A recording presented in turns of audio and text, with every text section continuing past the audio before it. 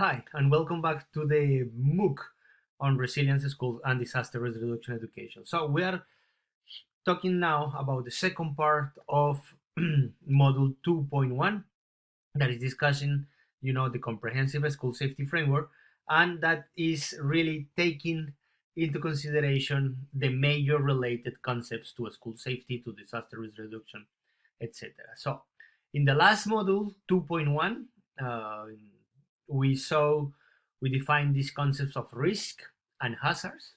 Now in this part 2, we're going to check the concept of exposure, vulnerabilities. We're going to talk about physical and social vulnerabilities, how they are understood. We're going to be talking about capacities and resilience before passing to the next two videos on comprehensive school safety framework, so the introduction to it, and to putting school safety in the context of systemic risk. So let's start now with this. My name is Jair Torres, and it's a pleasure to be with you today. So as I mentioned before in the last video, all these definitions are based on an agreed definitions by the General Assembly of the United Nations. Now we're going to be discussing the concept of exposure. As you remember, risk is defined as the equation of, the determination of exposure, hazard, exposure, and vulnerabilities. And vulnerabilities has the option to be diminished by the capacities. Now we saw risk, we saw hazards, and now we want to discuss in the exposure. So what is exposure? So the United Nations has defined exposure as the situation of people, infrastructure, housing, production capacities, and other tangible human assets located in hazard-prone areas. The measures of exposure can include the number of people or types of assets in an area. This can combine with the specific vulnerability and capacities of the exposed elements to any particular hazards to estimate quantitative risk associated with the hazards in the area of interest. And this is very important to see. When we talk about exposure, it's important to know who is exposed to that specific hazard and what are the physical or assets that we have that are exposed to that particular hazard. And here I'm going to give you a specific example. Typhoon Lekima in 2013. You see in the left part of the screen, that was the pathway of the Typhoon Lekima, and it has been estimated that there was no risk. And why it was not risk? Because there was not exposure. They was in the pathway. They were not people. They were not assets. So even if the winds were below 240 kilometers, even if the typhoon was categorized as a hazard of category 5, being nobody exposed to this particular hazard, and therefore without any kind of vulnerabilities of the people or of the assets that we can see in the pathway, so it was not considered any risk. But then we have another typhoon, that one that was called Yolanda, the same year, that in the pathway was some of the islands in the Philippines and in the southern eastern part of the world. This was very catastrophic there. More than 6,000 people died, and the exposure was revealed for all of the people that was living in the coastal areas, with a lot of physical vulnerabilities and with a lot of assets that were located in the direction of the Yolanda typhoon, or Haiyan, how it was called. So you can see here that exposure is mainly related to those specific quantity of people, individuals that are located in hazard-prone areas, as well as the assets, and including physical assets, that are exposed or in that specific area where a particular hazard can be affecting the society. What drives exposure?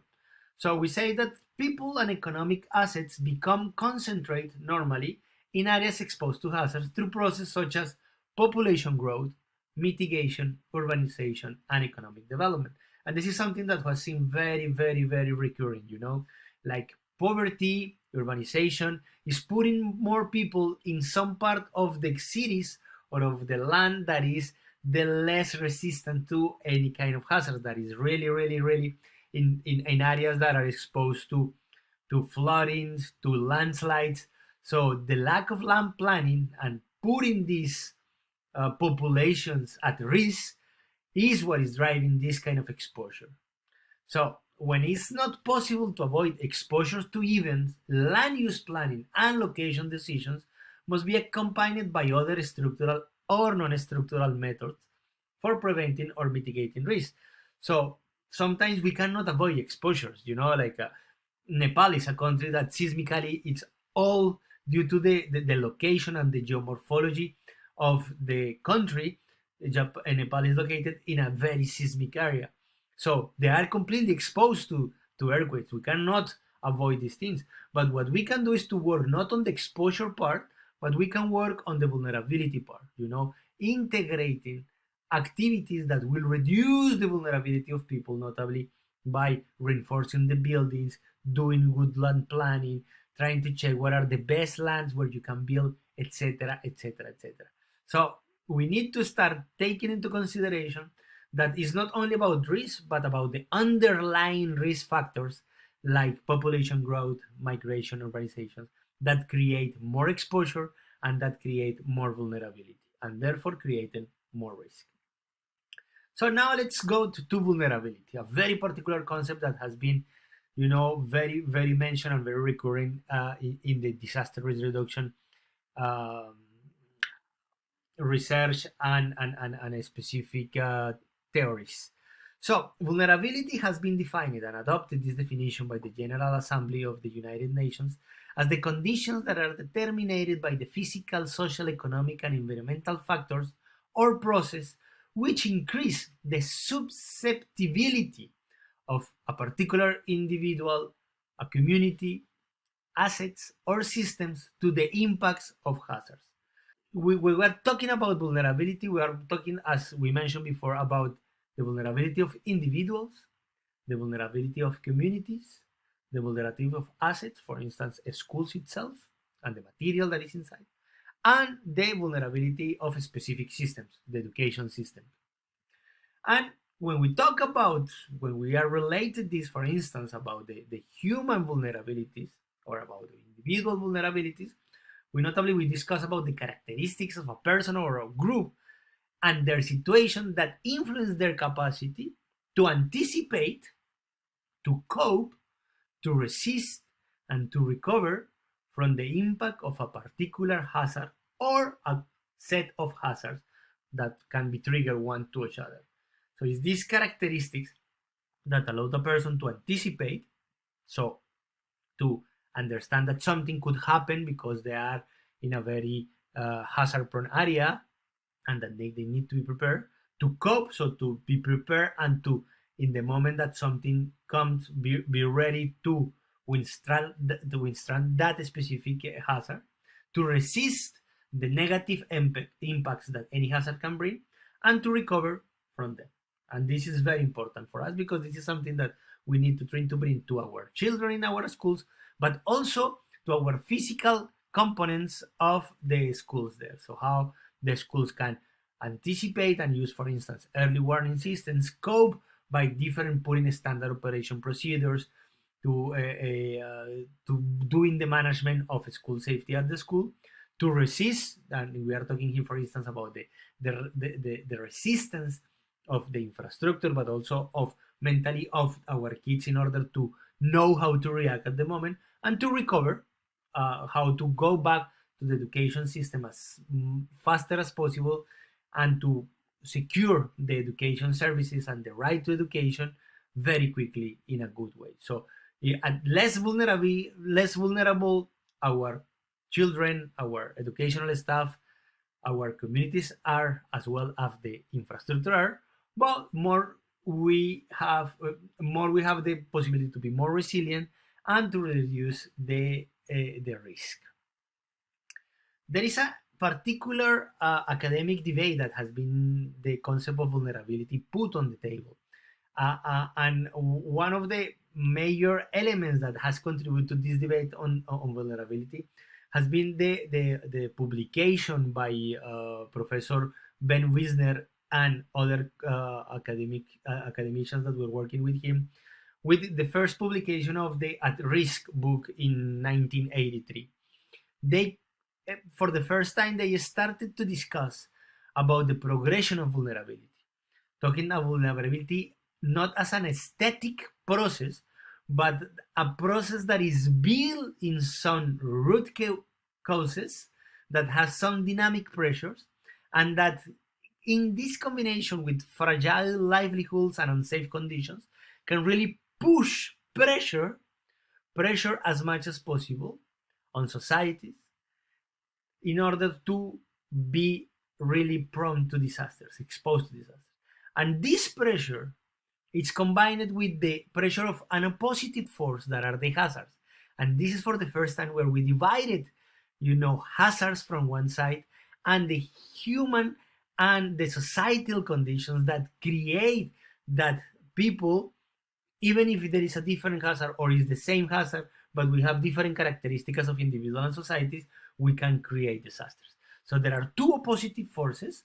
One that is integrated by the links between the root causes, such as the social and economic structures, ideologies, history, and culture, that is combined with dynamic pressures like societal deficiencies and the lack of, for instance, local investments, local markets, media expression, local institutions, media freedom, and macro forces such as the rapid urbanization, the decline in soil and productivity, the decline of biodiversity, that combined with the fragile livelihoods and unsafe conditions related to the natural resources, the physical resources, the human resources, the social resources, the economic resources, and political resources, all of this combined in a way that is progressive, put a lot of pressure in societies, and combined with the other opposite force that was the hazard, create the disaster, create the conditions of disasters.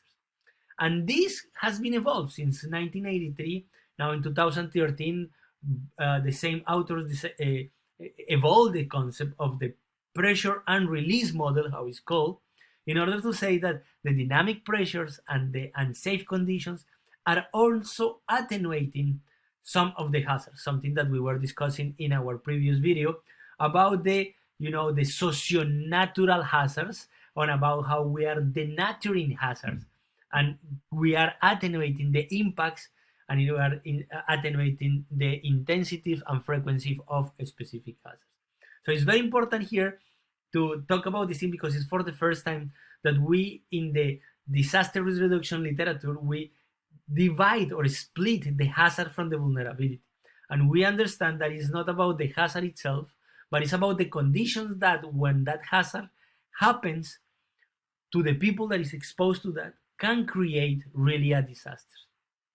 Two examples, or one example that is combined with two specific events. In January 2010, all of you will remember the earthquake of Haiti. The earthquake of Haiti, nowadays we count more than 350,000 fatalities. We talk about 1.5 million of people completely without any home after the earthquake, and a lot of economic losses and societal losses that can be calculated like in 25 years of investments and development in the country. And this happened for an earthquake that has been calculated in the Richter in the scale of Richter scale about 7.0 earthquake. So a quite interesting earthquake. 1 month after, in Japan, in the south of Japan, they have a 7.3 earthquake. Something in terms of the hazard and the intensity of the hazard, very, very similar, even higher, because these are exponential. So you have in Haiti an earthquake of 7.0, and then in Japan you have an earthquake of 7.3. But what happened in that earthquake of Japan? No casualties, there was no fatalities, nobody was injured. There were minimal economic losses due to the disruption of some services. So here we can say like, oh, look at, we have the same kind of hazard. We were expecting that hazard created disasters, but the conditions of that specific hazard in two different geographies where some capacities were higher than the vulnerabilities existing, create that was not disaster. So the hazard was there, the exposure was there, but it was not a disaster because the capacities were completely high. In the contrary, in Haiti, you saw what happened and what we are continue living until today as a consequence of the 2010 earthquake in Haiti. So this is very important to try to understand why disasters are not natural, and what is natural is the hazards. And disasters are social constructions that are building on the progression of vulnerability that we create in order that a hazard can trigger really a disaster due to the conditions and the underlying risk factors that create that specific disaster. Similarly, the concept of vulnerability has been widening their understanding in the concept. So we have been passing from a concept that was at the beginning very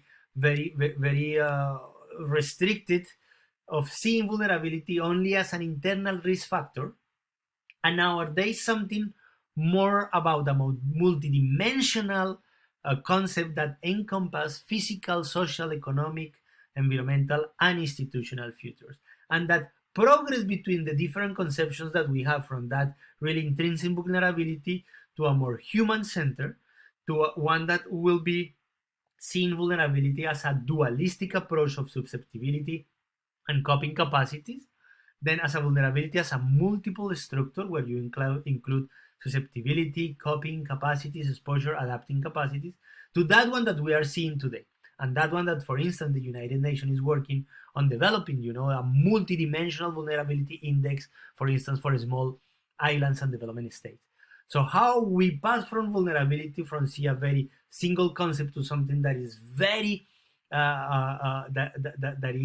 that incorporate a lot of elements of different disciplines, is really multidimensional, and let us to understand why vulnerabilities are created, perpetuated, what are the underlying drivers of these vulnerabilities and therefore risk, and this is something that we need to take into consideration when we are planning for school safety and for disaster risk reduction education in our schools. We need to understand the vulnerabilities, but not from the really narrow concept, but from a wider concept of vulnerability. So let's pass to the concept of capacities.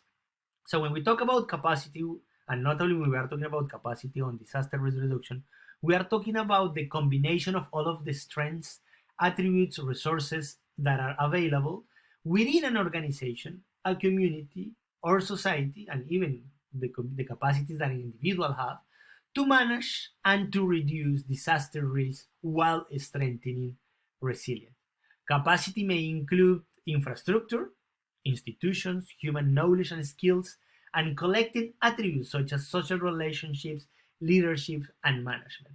So we talk, for instance, the capacity of a specific individual, those strengths, those abilities that they have, but also we talk about the capacities of the infrastructure, the capacity of a building to resist a specific seismic activity, for instance.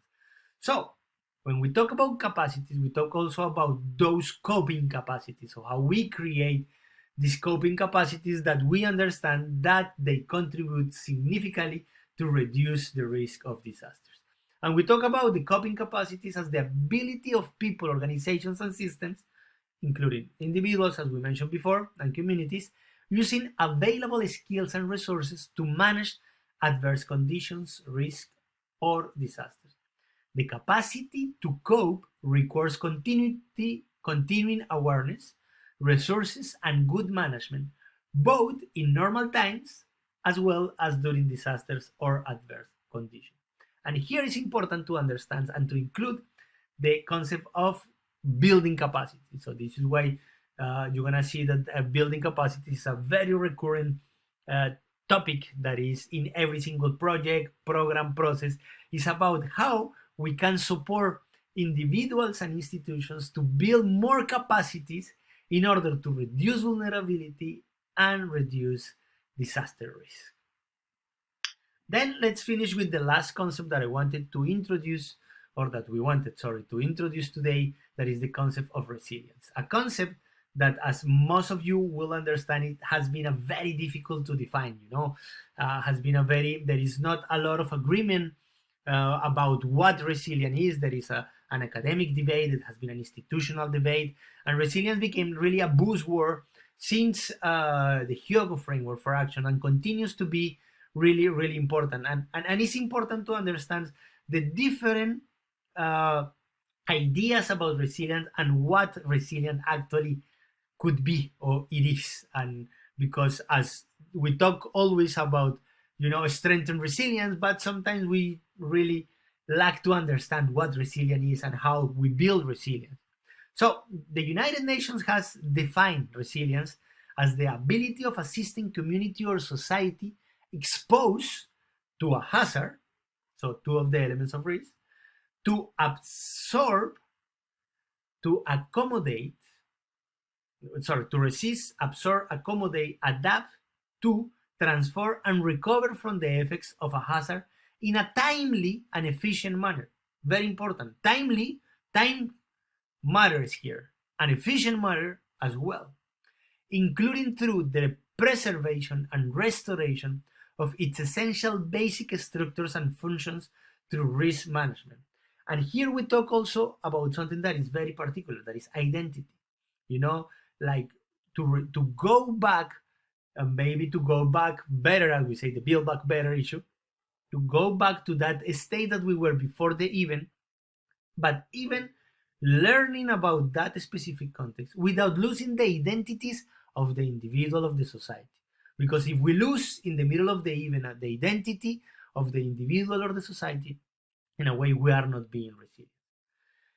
And when we talk about resilience, so what is it? How do we cook it? As I was mentioning at the beginning, there is a lack of consensus on the definition of resilience.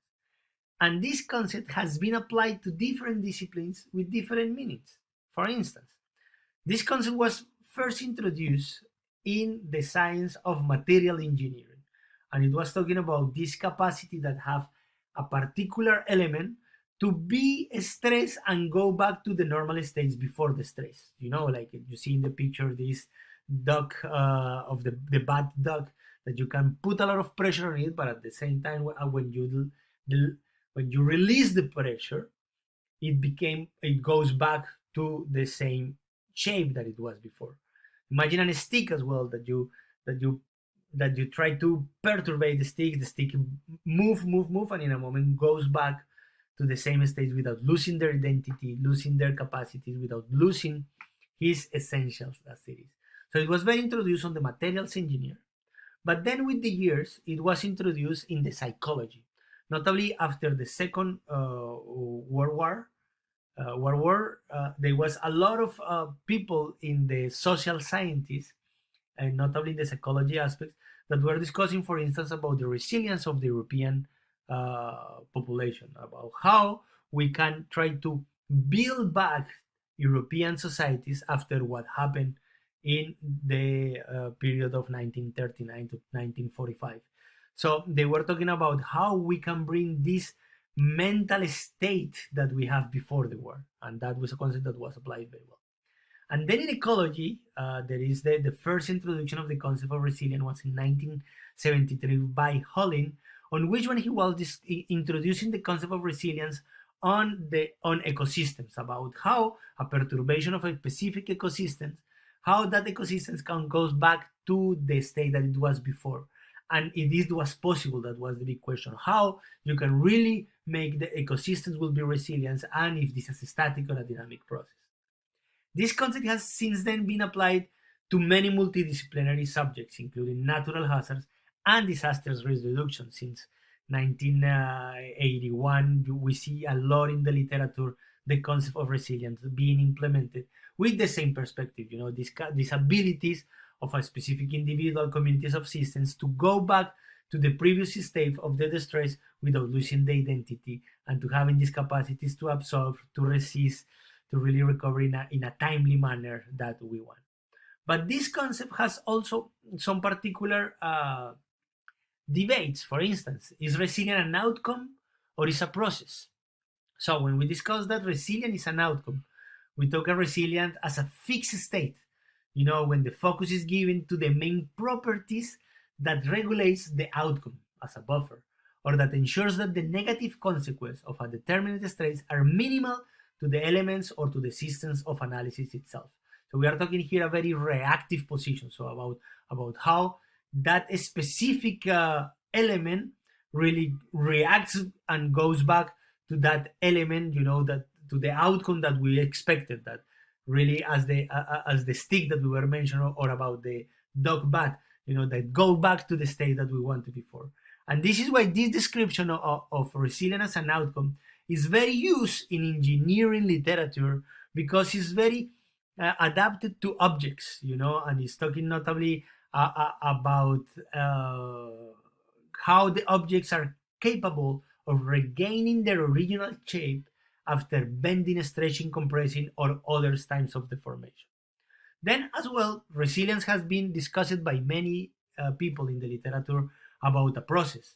So here we emphasize on the series of actions, activities, or transformations that are needed and that are leading to the increase of the capacities of the exposed element or community when confronted with a particular stress. We are talking more about the process itself of learning, of understanding, of transforming, of increasing capacities, and we are talking more about a proactive position. So we are not waiting for the distortion in order to go back to the state, but we are acting before the distortion in order to create more strengthened systems or individuals that can really secure that the distortion will be minimal, will have a minimal effect on the specific element. And this is why this approach is more common on definitions, placing their emphasis on the human role in disasters. But this debate nowadays hasn't been resolved 100%.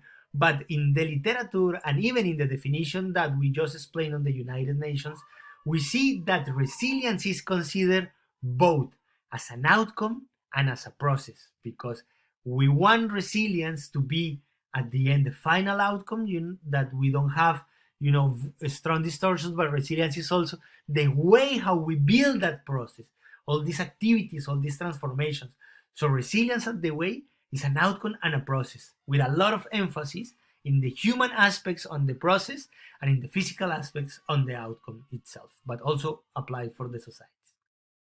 There is another debate that has been also taking place between the two areas, like the engineering resilience, and that was introduced as well on the ecological resilience, that was discussing about, is resilience an static equilibrium or is a dynamic equilibrium? Can we, when we talk about going back to the previous state before the distortion, is the state a static state that we want to go back to it, or can evolve, transform, and as the concept of Build Back Better say, can be something that is dynamic? We change the equilibrium for a new equilibrium that will understand the new repercussions without losing the identity. So for instance, in the engineering resilience, you have, like in the graphic on the left, you have this initial equilibrium, then is the disturbance. They create these things that can make that the distortion can go very high or very wider, but at the same, you come back to the initial equilibrium. So it doesn't matter. The element that created disturbance, we go back to the same static equilibrium that we had it before. Instead of that, and that was very introduced by the analysis of Holling at the beginning and in the ecological resilience, we say like we have a dynamic equilibrium. So we talk about this possibility on which we have the initial equilibrium, we have this disturbance, and sometimes we can have high resilience because the disturbance make it wider, but the ecosystem continues to be there.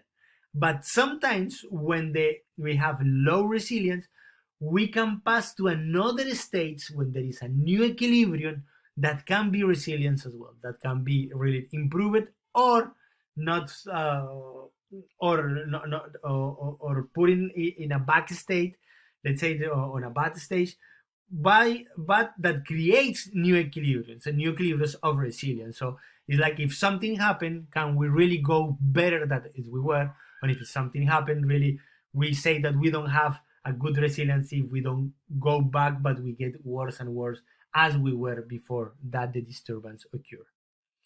Similarly, the concept of resilience has been seen on different levels and dimensions. On level, the resilience on the technical aspects, on the organizational aspect, on the social and economic, but as well on dimensions. And here is when, for instance, both of them, the levels and dimensions, were introduced by Bruno in 2003, and he talked about the 4Rs framework. Like he considers that something is resilience if the characteristics of that specific element, individual, society, system, etc., has four specific elements. The robustness of the element or of the systems, the redundancy that the systems have. So, for instance, that you don't have only one exit pathway, or you have many, so that you can overcome the crisis with different solutions at the same time. Resourcefulness, so that you will have not only the financial elements that can help you to build that resilience as a process, but as well as the outcome. And rapidity, when we introduce the concept, we talk about in a timely manner. So the rapidity that will have a system really to go back to the initial stage, or to go back to that equilibrium that already understand the learning that happened during the disturbance. And that is something that we need to take into consideration, because there are elements that we want when we are planning for resilience schools and disaster reduction education to incorporate in our planning. How our plan for resilience schools will secure that we have robustness, that we have redundancy, that we have resourcefulness and rapidity. And the COVID-19, for instance, proved it.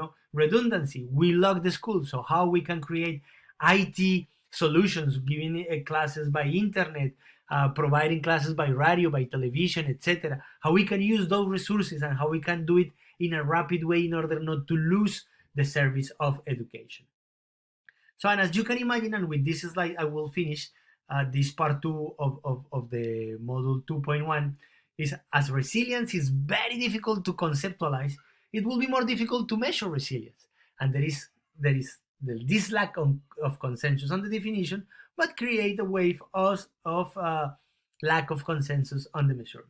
Nevertheless, there are some academic frameworks that has been produced, as well as individual frameworks that has been produced in order to try to categorize how resilience can be measured. What are the elements, the characteristics, the components that could be included in order to develop an index that let us to understand where is the picture that we have about how our individuals, communities, societies, systems are resilient nowadays, and how we can improve that resilience.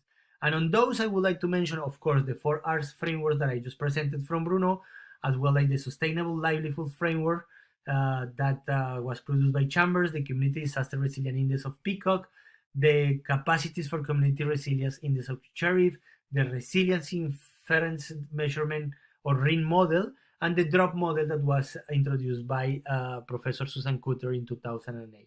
But also other frameworks that come more from institutions, like the City Resilience Index developed by ARUP. The World Council of City Data has been working on a specific ISO, so a standard, international standard for resilience that includes many elements to be measured in order to determine if a city is resilient or not.